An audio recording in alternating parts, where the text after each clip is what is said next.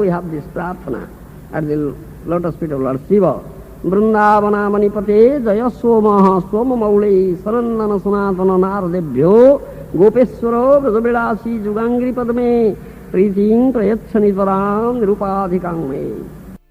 हे वृंदावन के क्षेत्रपाल, हे सोमा, आपकी जय हो। आपका मस्तक चंद्रमा से सुशोभित है और जो सनक, सनंदन, सनातन, नारद और अन्य महान ऋषियों द्वारा पूजनीय हैं। हे गोपीश्वर, यह कामना करते हुए कि आप मुझे ब्रजधाम में आनंदमय लीलाएं करने वाले श्री श्री राधा गोविंद के चरण कमलों के लिए दिव्य प्रेम प्रदान करें, मैं आपको बार बार अपना नमस्कार अर्पण करता हूँ।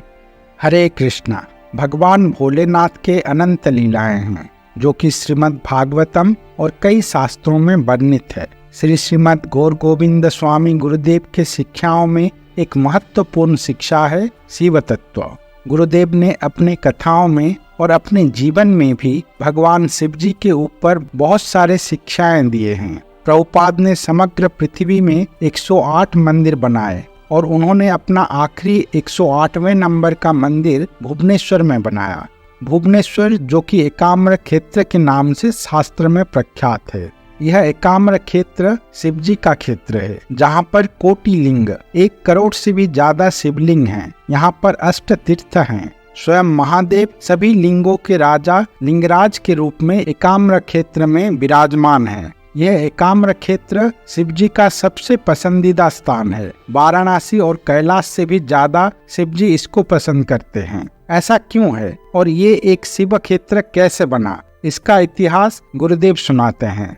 एक बार व्यासदेव वैष्णव क्षेत्र एकाम्र कानन में आए। यहाँ के प्राकृतिक और आध्यात्मिक परिवेश से मुग्ध होकर उन्होंने इस स्थान का महिमा मंडन किया जो स्वर्णादि महोदय ग्रंथ में लिपिबद्ध है। स्कंद पुराण और चैतन्य भागवत में वर्णना है कि पुरुषोत्तम क्षेत्र जगन्नाथ धाम, जिसे शास्त्र में शंख क्षेत्र कहा गया है, उसके उत्तर दिशा के प्रवेश द्वार में एकाम्र कानन स्थित है। ये जगह बहुत ही शुभ है जो भक्ति और मुक्ति प्रदान करने में सक्षम है। एकाम्र कानन का सौंदर्य अवर्णनीय है। इस स्थान का आयाम 4 योजन अर्थात 24 माइल्स है।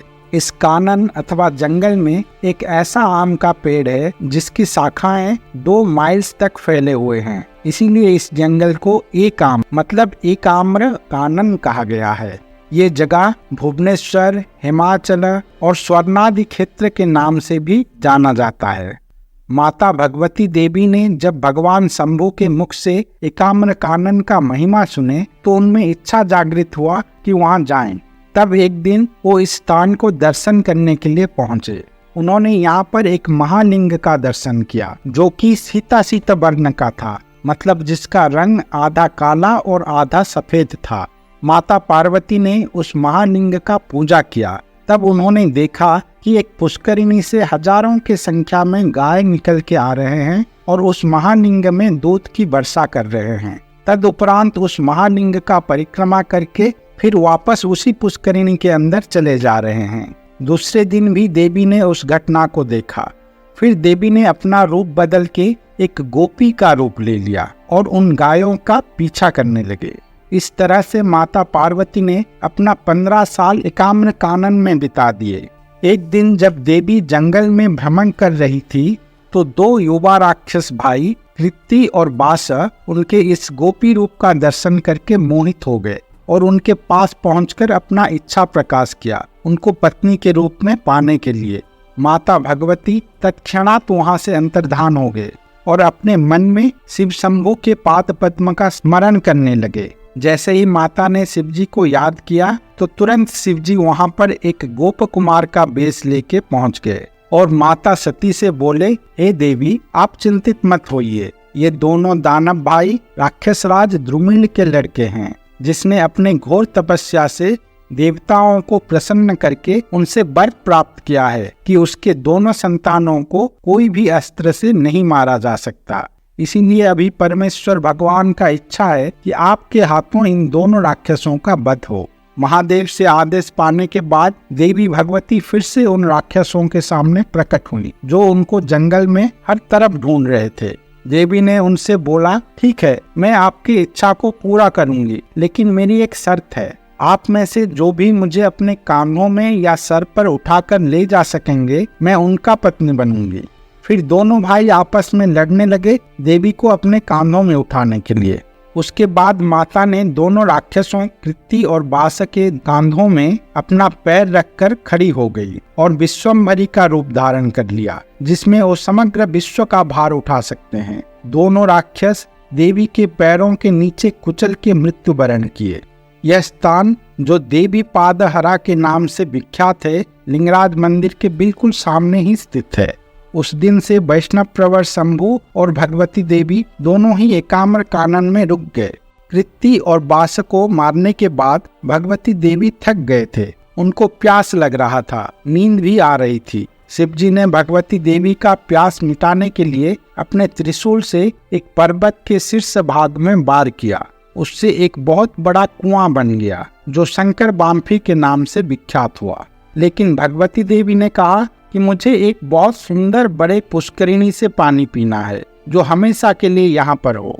फिर शिवजी ने अपने वाहन नंदी को आदेश दिया, जाकर सभी तीर्थ और पवित्र नदियों को यहाँ पर लेकर आओ, और ब्रह्मा जी को भी बुलाया उस पुष्करिणी को प्रतिष्ठा करने के लिए। जब महादेव ने देखा कि सभी पवित्र नदियां जैसे कि विपाशा, शतद्रु, कावेरी, गोमती, कृष्णा, गंगा, जमुना, सरस्वती, गंडकी, ऋषिकुल्या, महानदी इत्यादि और स्वर्गलोक और पाताल लोक से मंदाकिनी और अन्य पवित्र नदियां वहां पर उपस्थित हैं, तब उन्होंने अपने त्रिशूल से एक और पर्वत का शीर्ष भाग के पत्थर को तोड़ दिया और सभी पवित्र नदियों और तीर्थों को बोला कि अपना जल यहाँ पर प्रदान करिए, एक एक बूंद करके। फिर सभी ने बिंदु बिंदु करके अपना जल वहाँ पर दिया। ब्रह्मा जी ने उस सरोवर का प्रतिष्ठा किया और उसका नाम हुआ बिंदु सरोवर। ब्रह्मा जी और सभी देवी देवता वहाँ पर स्नान किए। शिव जी और माता सती ने भी स्नान किया। भगवान जनार्दन ने भी उस समय बिंदु सरोवर में स्नान किए। वैष्णव प्रवर शंभु भगवान जनार्दन को प्रणाम करके बोले, मेरे इस क्षेत्र की रक्षा करने के लिए आप यहाँ रुक जाइए। बिंदु सरोवर के पूर्व भाग में अनंत देव, जो कि भगवान शिव के आराध्य हैं, अपनी बहन सुभद्रा देवी और स्वयं भगवान वासुदेव के साथ विराजमान हैं। इस एकाम्र क्षेत्र के भगवान शिव क्षेत्रपाल हैं और अनंत देव क्षेत्र नियमत्व अर्थात क्षेत्र के नियंत्रक के रूप में हैं।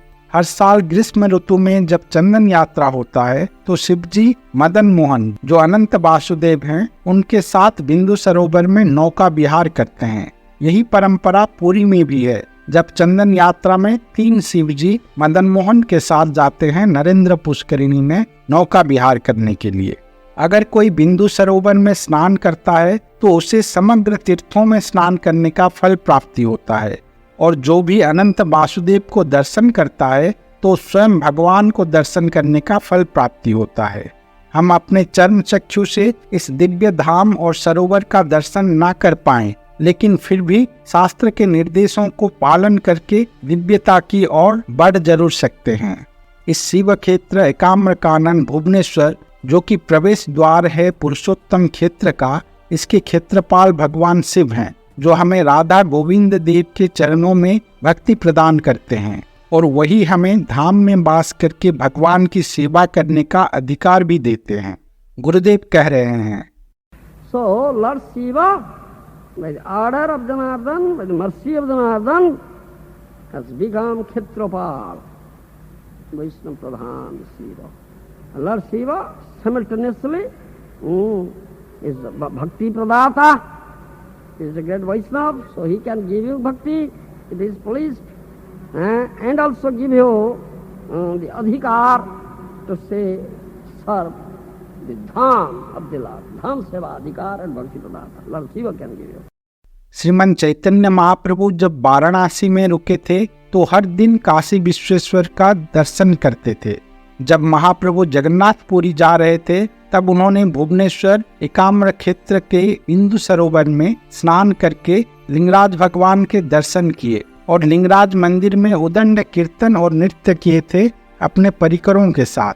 महाप्रभु हमें शिक्षा दे रहे हैं कि कैसे शिवजी का उपासना करना है। श्रीमद् भागवतम कहते हैं, वैष्णवानाम यथा शंभु। जब उनका कृपा मिलेगा तब हमें कृष्ण भक्ति की प्राप्ति होगी और बिना उनके कृपा के हमें कृष्ण नहीं मिलेंगे। श्रील गुरुदेव अपने कथाओं में बहुत बार कहे हैं कि इस्कॉन भुवनेश्वर श्रील प्रभुपाद का अंतिम 108वें नंबर का मंदिर है। प्रभुपाद इस दुनिया में अपना लीला समाप्त करके जाने से पहले अपना सारा कृपा अपने इस अंतिम मंदिर में डाल दिए हैं। फिर प्रभुपाद ने इस एकाम्र क्षेत्र वैष्णव क्षेत्र भुवनेश्वर को ही क्यों चुना अपना सारा कृपा देने के लिए? वो जगन्नाथपुरी में अपना आखिरी मंदिर नहीं बनाए, लेकिन यहाँ शिवजी के क्षेत्र में बनाए। क्यों? इसका उत्तर हमें गुरुदेव दिए हैं, जो हम एक और वीडियो में आपके पास लेके आएंगे। वैष्णव प्रवर शिव शंभु महादेव की जय। श्रील प्रभुपाद जी महाराज की जय। श्रील गौर गोविंद स्वामी गुरुदेव की जय। हरे कृष्ण।